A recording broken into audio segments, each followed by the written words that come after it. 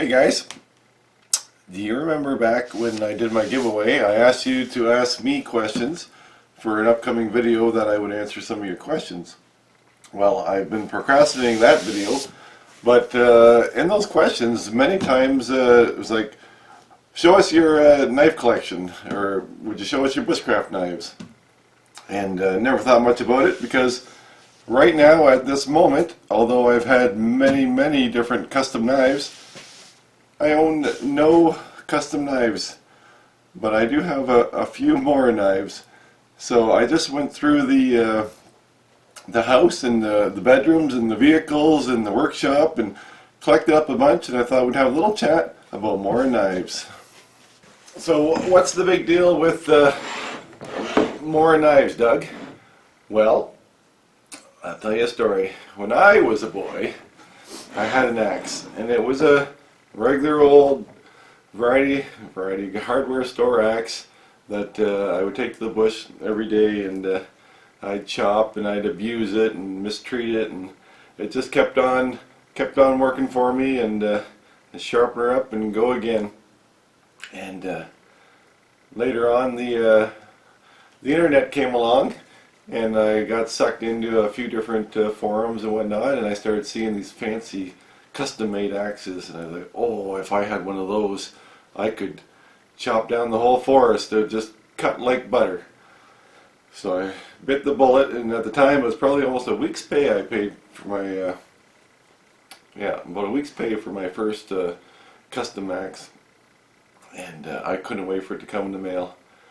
And then the day arrived, it came in the mail, and I went straight up to the bush and got to work chopping, and about 10 minutes in I said, this axe is no better than what I've been using my whole life, only it cost me a week's pay, but the only difference is it's pretty. And I kind of feel that way about Mora knives, not to the same extent, but I went down the custom knife trail also in the exact same way, and I've had every maker's knives, and they're all fantastic. I take nothing. I'll own them again. But yeah, Mora knives are the old faithful axe. They're not much to look at. They're not as pretty, but if you lose it, oh well. They're sharp. They're easy to maintain, and like I said, you can have them all over. For the price that I sold I had an Allen Wood woodlore knife. For the price that I sold that for, the knives that I'll show you today, I could have bought all of them probably 10 or 15 times over. So that's why Mora knives. So I'm going to treat this video a little bit like the twig stove video. I'm not going to get too into specs and details. I'm just going to kind of do a little show and tell, and I can always show you what I have, and I've had many others, and in the same hand, if I meet up with somebody and they like my knife, I'll say, here, take it. So I'll show you what I got. I'll divide them up into sections. These, I went around and collected these from my truck, Sophie's craft room, my workshop, my carving room, my bushcraft bin, just the whole variety pack. So we'll just kind of go through them all and show you what I got. What I just did, when I just signed off that last clip, I slid that axe down in my hand. And this is an old axe I bought for $2. I'm going to refinish it and make a video down the road. But it's all splinters and whatever. I just jammed a splinter, I don't know if you can see, right in my finger. I got blood all over the place here. So I'm going to clean this up and then I'll come back. So I've divided these up into 4 categories. These are just kind of like one-offs over here. This is your general purpose adventure type knife.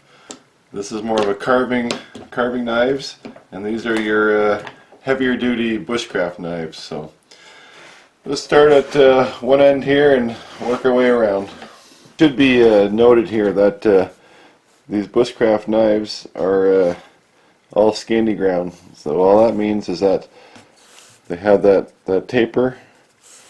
They come down and they come to a point just like that. whereas a convex would be more like so. Alright, if that makes sense. And in that way, they're easy to maintain. Remember in the stropping videos, you just find that angle and you just strop away. Find the angle and strop. So that's why I say these are easy to maintain, because they're Scandi ground knives. I think all of them are. Some guys like to put a little secondary bevel, like a little micro bevel, but I try to keep them just as is. Let's get going with the one-offs here, and I'll start right out with Mora blanks. You can buy Mora blanks and put your own handles on them. This is one that I made up for my brother. I just put birch bark with an antler from a deer I got, and just glued on the pieces on the tang, and put the butt end for an antler.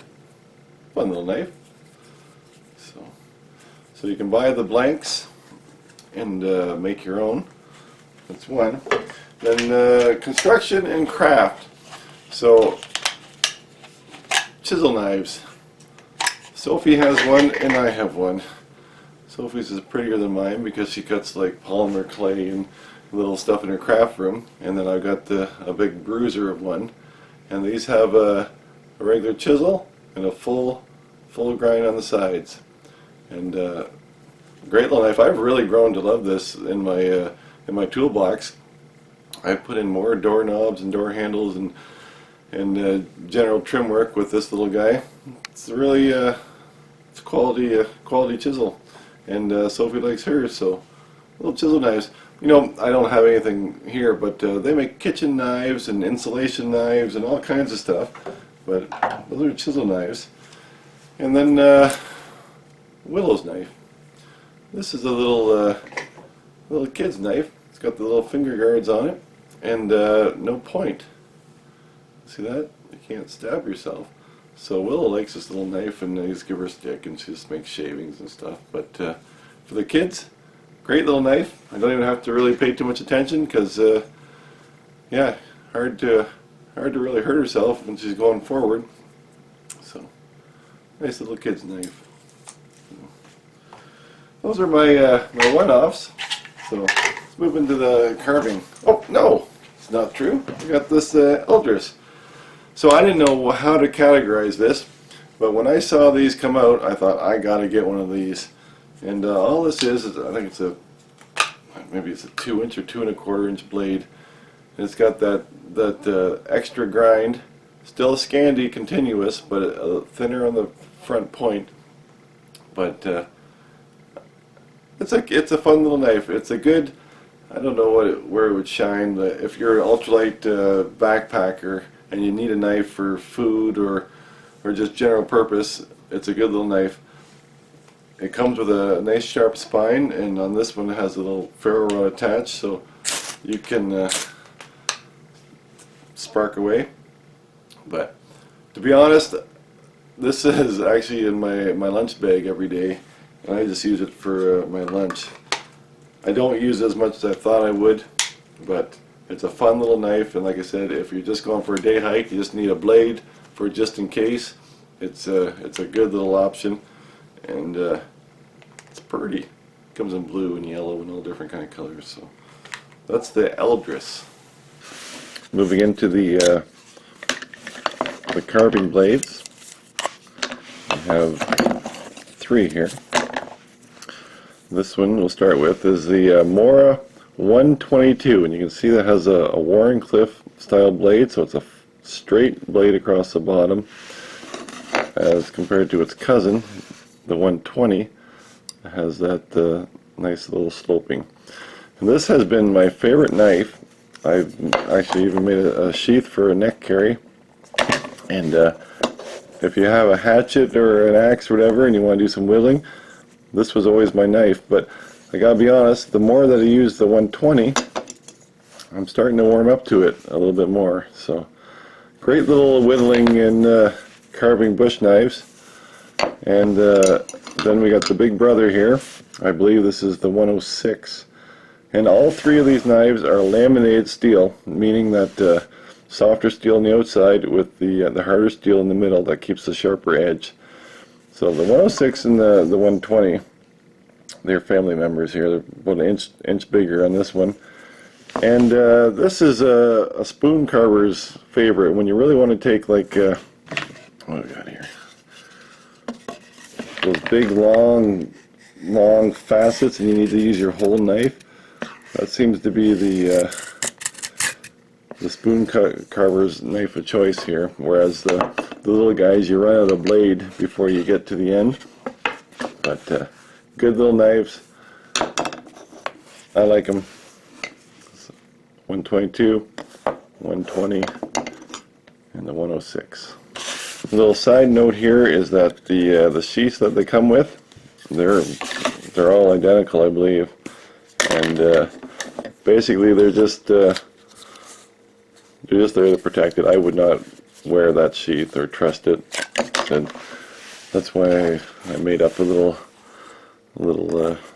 sheath for my neck knife, because I would not want that sheath. So, just a side note, but the carving knives are not the best sheaths. I believe the first Mora knife that I ever had was the 511, and if you remember that was the old hard plastic red handle, and before they started making the heavier bushcraft knives. And I think this next category is where, from that 511, what I kind of went into, and I'm going to call this more of the adventure, backpacker, not heavy bushcraft type knives, and I got 4 of them here. Actually, I don't really have 4, I've got 2 of the same. So let's start with the old classic. This is the number 2 classic, and it's a time-tested knife, and just a real nice all-around knife. Again though, before the good sheaths, they still got these old things, and they're just begging for a new sheath. But the classic number 2 is a real nice knife, and same lines as they must have joined up with the Light My Fire guys. This is Sophie's day hike knife. She keeps that in her backpack, and it's a little bit gimmicky with the fire steel in the back, which you'd probably wear out pretty quick. But the knife is good, and again, it's got that flattened front, so you got more of a slicer in the front and more meat in the back. But that's the Light My Fire knife set there. And then over to my favorites. I used these for many years, and these are the old faithful companion. These I give these to my kids now, and like most of the knives, they're what's this one? This one's carbon, and this one is stainless steel. And there is a place for both of them. People like the carbon steel because I think they can sharpen it easier and quicker. But in my case, the stainless steel ones are ones that you can throw in your tackle box or throw in your backpack and not worry about. You go on a rainy canoe trip for a week or two and leave that laying around and damp or wet, and it's going to be rusty. And the old stainless, you don't have to worry about it. But they also come with a heavier duty model. These are the thin ones that are a little bit beefier. And can't lie, I've batoned these like crazy and never had an issue with them. So those are the companions. So in this line we got companions, the number 2, and the combo Light My Fire all-purpose. So, and this is where they're kind of moving through now this, and then they started getting into the bushcraft heavier duty knives. So let's go into them. Now we're into the little bit of heavier duty. You have seen me wear this probably for the last couple of years. This is my Bushcraft Black. I've got another one here. The belt. This is just a Kydex sheath that I got off of eBay, but I love this knife. This is a beefier knife, same thing, sharpened spine, and you can scrape a ferro rod, but what I like about it is the handle.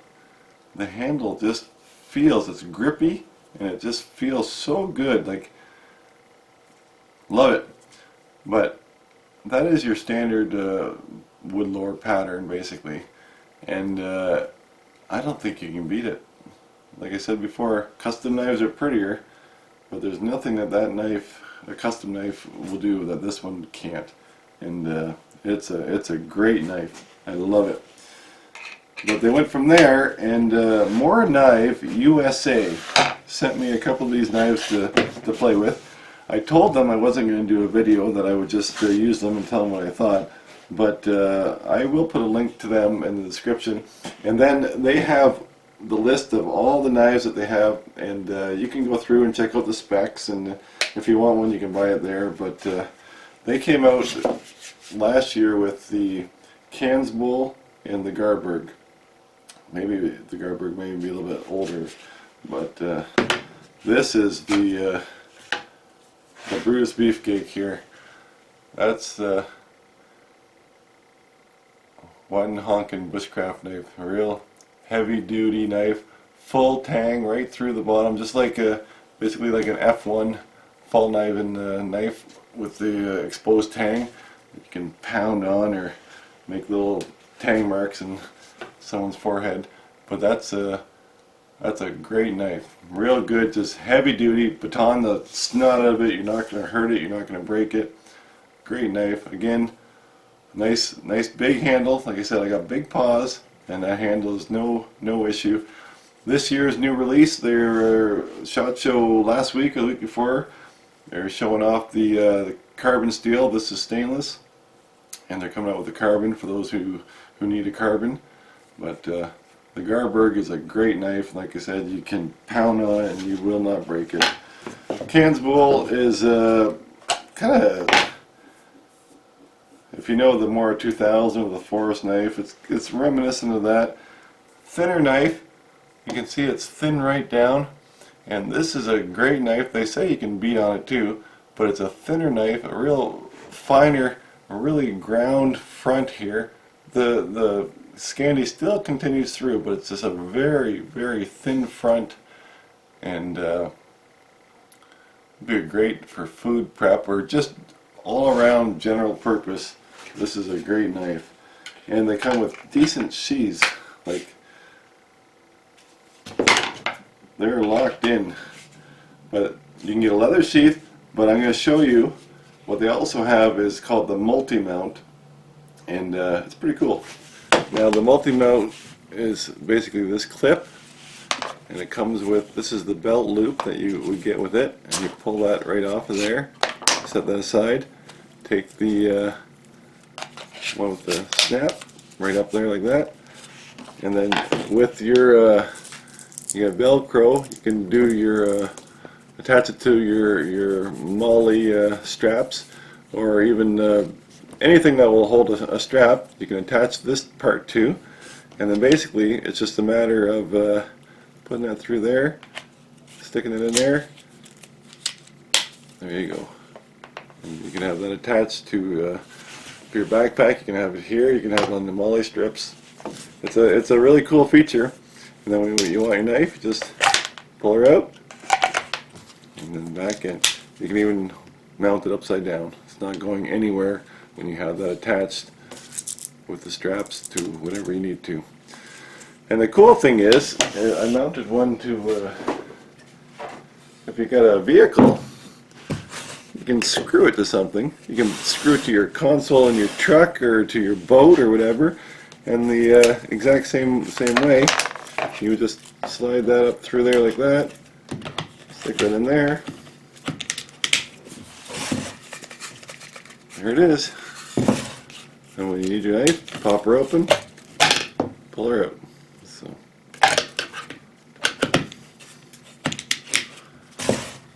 that's the multi-mount. For sake of recap, let's just run through these really quick. We've got the Mora garberg. Let's compare that to like the companion. All right, it's a bit beefier and heavier. The kansbol, Mora Black, companion, and number 2. All right, the Light My Fire edition. I got the heavy duty chisel, the craft chisel knife. You can make your own with just buying a blank. 106 carving, spoon carvers fave. The Mora 120 and 122, more of the carving whittling type knife. The little kids safety knife, and the little baby eldris. So there you go. Well, here we are again. I hope you found this video helpful.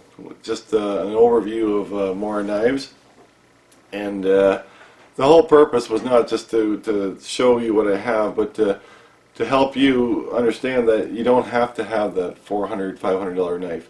Get that when you can, but to go out and bushcraft or hike and camp and fish and whatnot, you can get by with a $20 companion, moving up to maybe a $50 black, and then probably run around the $100 range for the garberg. But they're good knives. They work great. I've never had any issues. I've used them for years now, and as far as the sharpening of them, like I've always told you in other videos for carving, if you go out and use your knife and you come home and strop it every time, you'll rarely ever have to sharpen. So just keep that in mind. Take care of your knife, baby it. You got a carbon knife, you come home a little bit damp, put some oil on it, keep it fresh and clean, and you're good to go. So hope you liked the video. Like I said, Mora Knife USA, you can go there just to even check out all the specs, the sizes, and all. There's probably 5 times more styles and varieties than what I've shown here today. So this is, like I said, not sponsored, but they got the info. So I'll see you guys in the next one. See ya.